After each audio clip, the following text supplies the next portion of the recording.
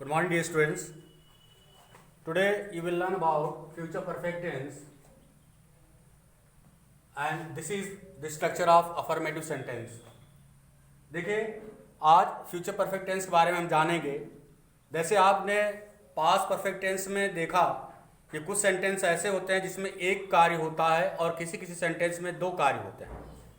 उसी तरह future perfect tense में भी एक वाक्य में दो कार्य अगर होते हैं तो उसके लिए स्ट्रक्चर जो होगा वह डिफरेंट होगा, लेकिन वाक्य में अगर एक कार्य का होना है तो उसका स्ट्रक्चर ये है। पहले मैं उन सेंटेंसों को लिखाऊंगा जिस सेंटेंस में एक कार्य होता है, तो उसका स्ट्रक्चर यह है। इसके तुरंत बाद मैं जो है ऐसे वाक्य दिखाऊंगा जिसमें दो कार्य होते हैं। अब हिंदी के वाक्यों में ये टेंस जो है अंत करेगा इससे,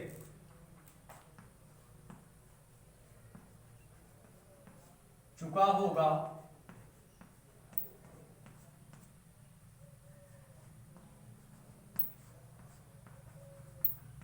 चुकी होगी,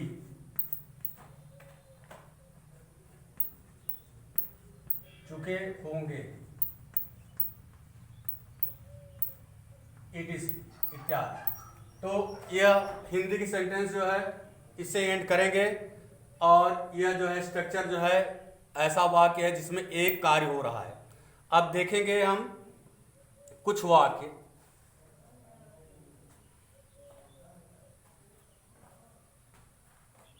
एग्जाम्पल,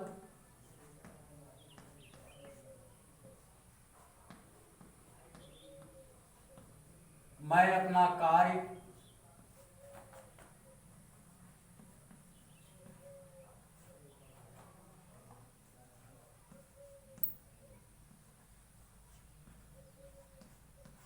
कर चुका हूँगा।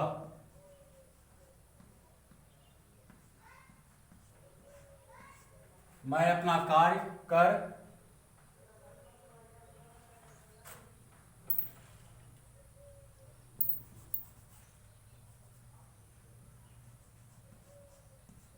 मैं अपना कार्य कर चुका हूँगा। तो इस तरह से अब हम स्ट्रक्चर को लेकर पहले सब्जेक्ट का प्रयोग करेंगे। मैं के लिए आई होगा, फिर आई के साथ शैल का प्रयोग करते हैं, आई शैल, फिर हैव का प्रयोग,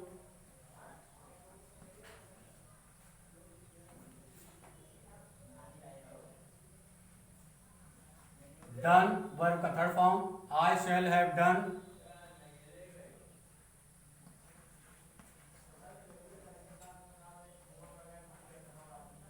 माई वर्क,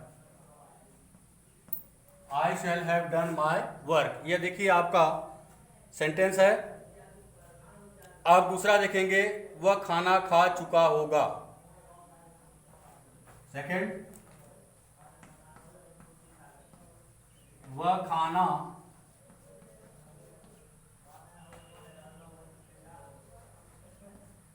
खा चुका होगा।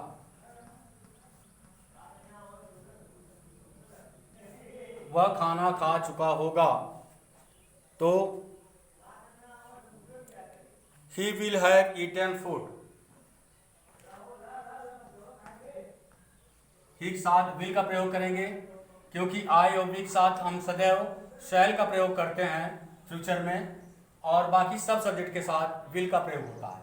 तो स्ट्रक्चर के हिसाब से पहले सब्जेक्ट, उसके बाद सब्जेक्ट के हिसाब से हेल्पिंग वर्ब विल का प्रयोग होगा। इसके बाद हैव में खाने को जो है ईट कहेंगे, और ईट का जो है थर्ड फॉर्म ईटन है। He will have eaten food. He will have eaten food. यह देखिए, यह हो गया आपका।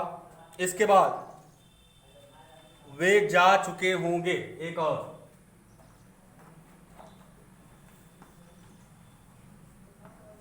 वे जा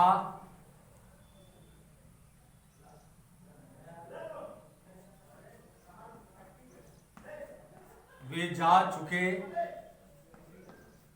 होंगे।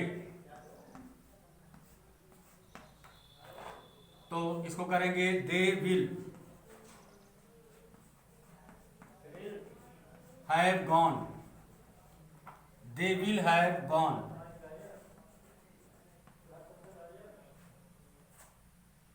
तो इस तरह से वे जा चुके होंगे, दे विल हैव गॉन।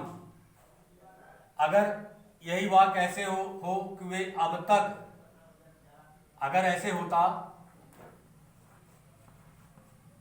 वे अब तक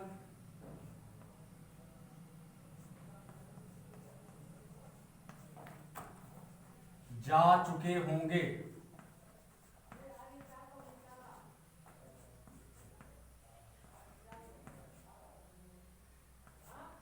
अगर इसमें अब तक है, तक के लिए हम बाय का प्रयोग करेंगे तो इसका होगा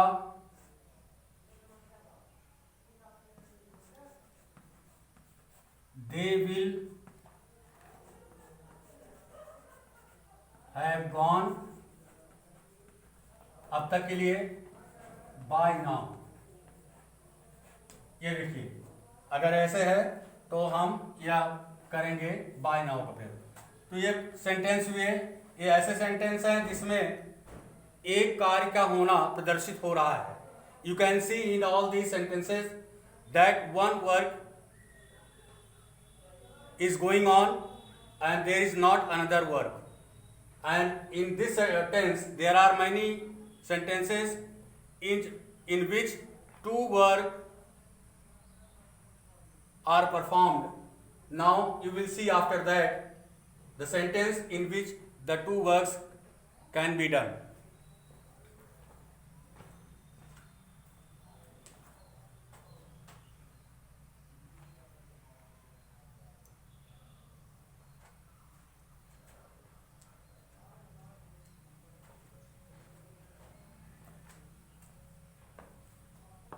इसको नोट कर लीजिए। इसके बाद जो है इसका स्ट्रक्चर में लिखा हूं जिसमें दो कार्य होते हैं।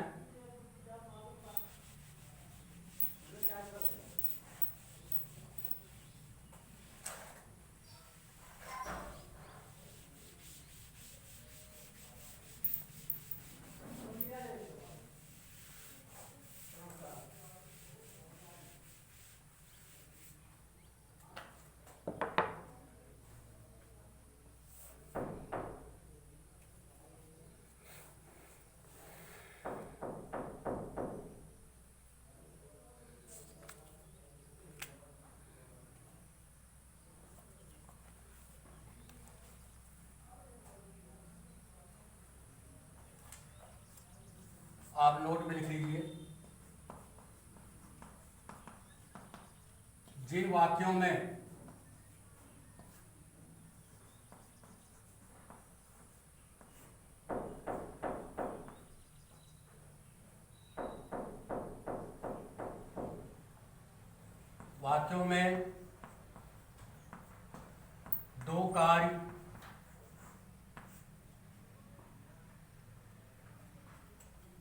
दो कार्य का होना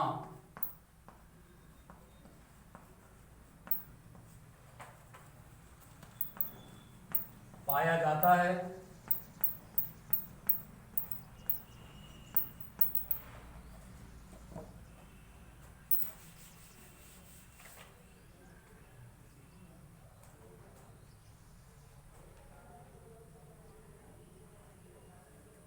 तो उसमें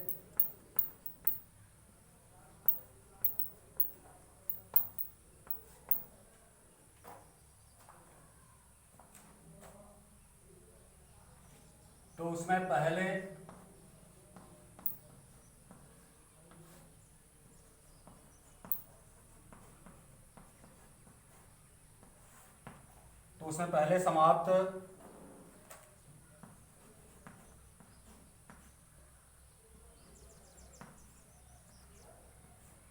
होने वाले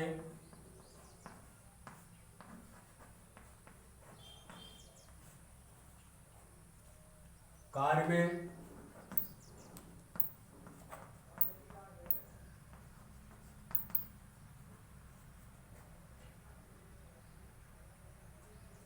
फ्यूचर परफेक्ट टेंस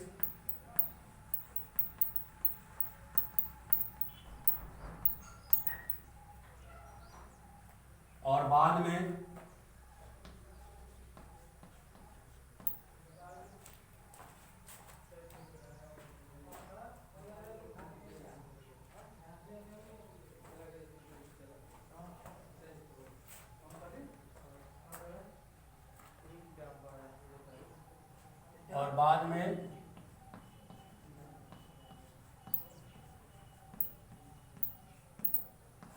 समाप्त होने वाले कार्य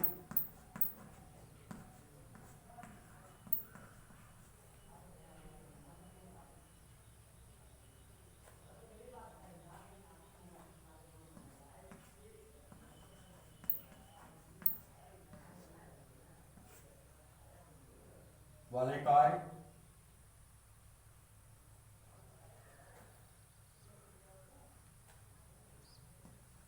कार्य को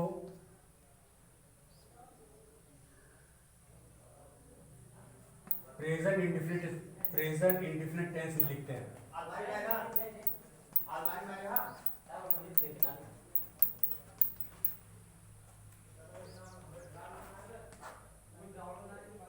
प्रेजेंट इंडेफिनिट टेंस में लिखते हैं। देखिए, इसके पहले जो सेंटेंस के एग्जाम्पल हम देखे हैं उनमें सिर्फ हिंदी के वाक्यों में एक कार्य हो रहा है। अब नोट में आप ध्यान रखेंगे कि ऐसा सेंटेंस जो होगा जिसमें दो कार्य होंगे, तो जो सेंटेंस का पहला काम होगा उसे हम फ्यूचर परफेक्ट टेंस में रखेंगे और दूसरे कार्य को जो समाप्त होगा वह प्रेजेंट इंडेफिनिट टेंस में होगा। फॉर एग्जाम्पल, इसका स्ट्रक्चर मैं लिखा दे रहा हूं।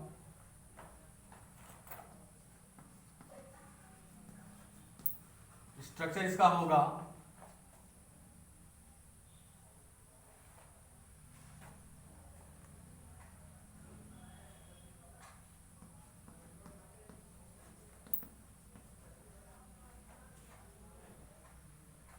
फ्यूचर परफेक्ट टेंस,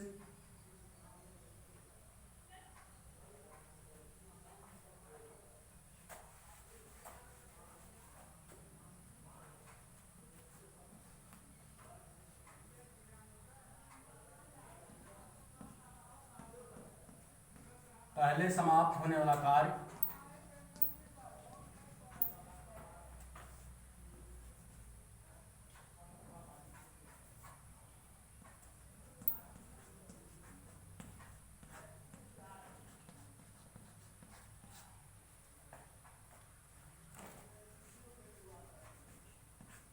कार्य का स्ट्रक्चर होगा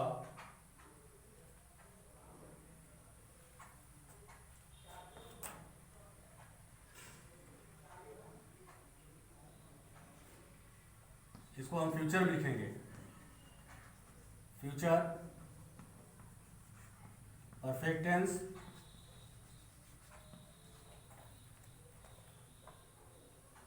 और बीच में जो है बाय का प्रयोग, इधर होगा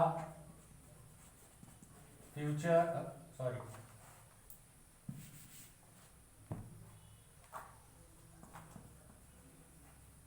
प्रेजेंट इंडेफिनिट टेंस।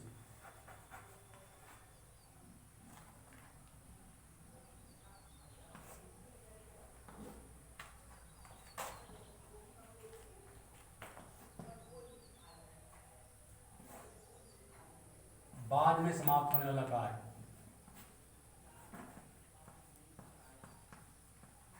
बाद में समाप्त होने वाला कार्य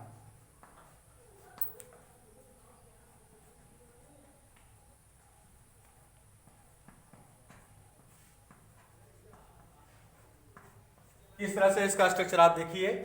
पहले समाप्त होने वाले कार्य को हम फ्यूचर परफेक्ट टेंस में रखेंगे, बीच में बाय लगाएंगे, इसके बाद में समाप्त होने वाले कार्य के साथ प्रेजेंट इंडेफिनिट टेंस का प्रयोग होगा। अब इसका स्ट्रक्चर देखिए। जो पहले समाप्त होने वाला कार्य होगा उसका स्ट्रक्चर है सब्जेक्ट प्लस शैल या विल का प्रयोग, इसके बाद हैव, वर्ब का थर्ड फॉर्म,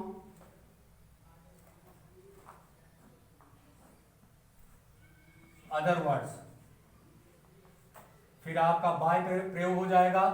इसके बाद प्रेजेंट इंडेफिनिट टेंस का बाद में जो है स्ट्रक्चर होगा सब्जेक्ट, वर्ब का first form plus other words.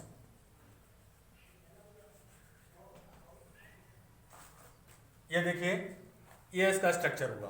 अब हम वाक्य लेंगे, जैसे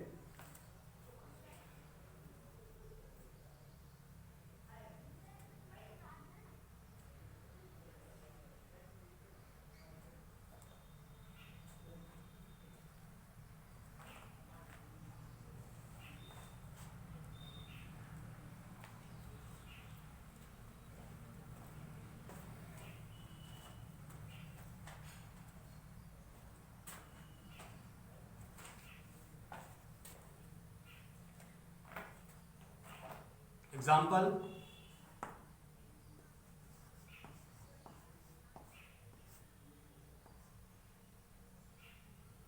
घंटा बजने से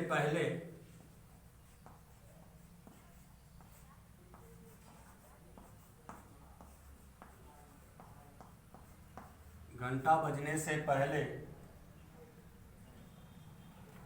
मैं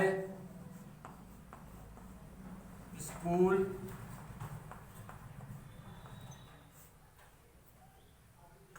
पहुंच चुकूंगा।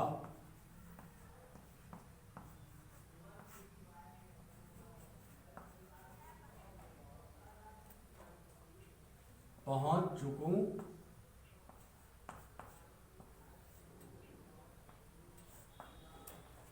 देखिए घंटा बजने से पहले या पूर्व मैं स्कूल पहुंच चुकूंगा।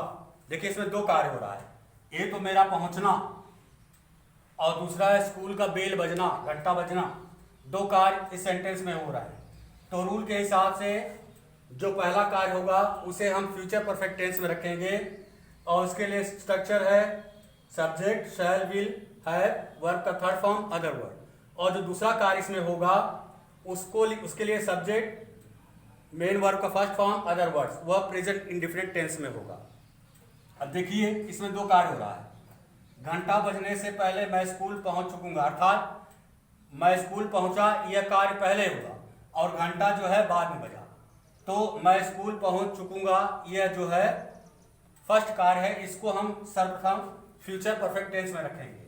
यहां से मैं स्कूल पहुंच चुकूंगा, तो आई शैल हैव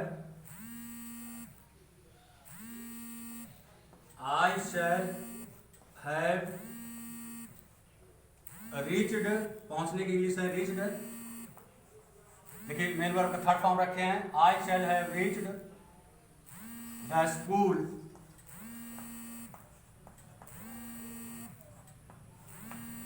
ये देखिए ये कार्य हो गया, इसको हम फ्यूचर परफेक्ट टेंस में रखे हैं। तो I shall have reached the school, इसके बाद बाय का प्रयोग करेंगे और इसके बाद प्रेजेंट इंडेफिनिट टेंस, दूसरे कार्य को प्रेजेंट इंडेफिनिट टेंस में शो करेंगे। तो दूसरा कार्य इसमें हुआ है घंटा बजने से पहले, यह दूसरा कार्य, इसको हम प्रेजेंट इंडेफिनिट टेंस में रखेंगे। इस सेंटेंस को प्रेजेंट इंडेफिनिट टेंस में रखेंगे। बिफोर, यहां बाय,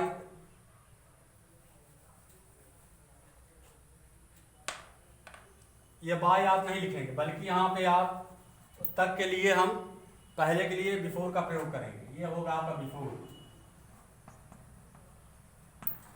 ये देखिए बिफोर है, सॉरी मैं वो भूल गया था, तक के लिए मैं बाय लिख दिया था, तो यहां पर ये बिफोर होगा, तो बिफोर का प्रयोग होगा।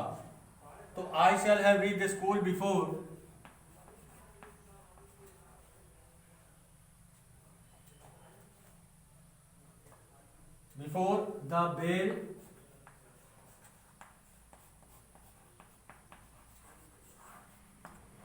The bell rings. तो I shall have reach the school before the bell rings. Before के आगे जो है यह सेंटेंस आपका प्रेजेंट इंडिफिनिट टेंस में है, और बिफोर से पहले का वाक्य जो है यह आपका फ्यूचर परफेक्ट टेंस में है।